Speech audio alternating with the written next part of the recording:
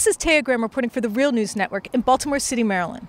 Never again was a refrain as students marched on D.C. to show politicians that they want real gun control. We're here to demand the change that we deserve. We're here to demand and make our voices heard. It started with a shooting in Parkland, Florida, but has since turned into a movement. No one could comprehend the devastating aftermath or how far this would reach or where this would go.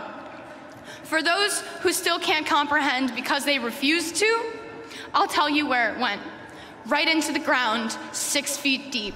A political sea change driven by youth and passion for real laws to control guns. The biggest message that I want to send to Congress today is that enough is enough, and all the students that you see here today and all of us, we are going to be in your positions very soon, and we are going to change this country. We are the future, and we're coming.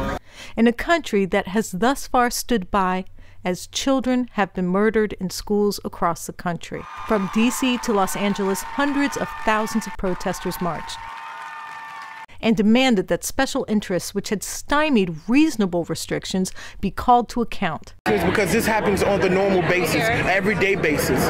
Today I'm seeking that change. I'm seeking the revitalization that we've been asking for. And that the politicians who support organizations like the National Rifle Association be thrown out of office. For the first time, the corrupt aren't controlling our story. We are.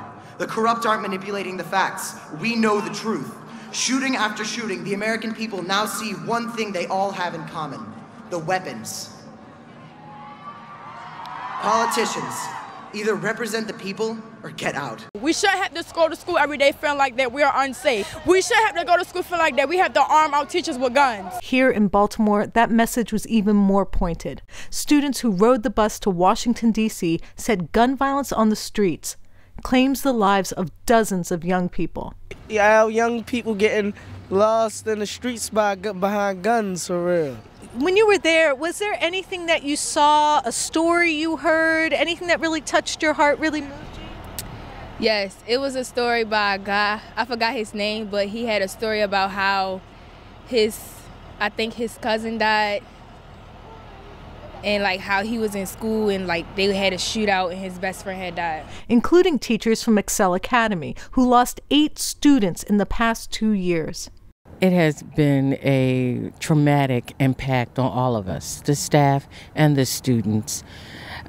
We've had people to come in from the group counseling to talk to the students. So it's been very, very traumatic for all of us. The way I see it is that there's a lot of trauma.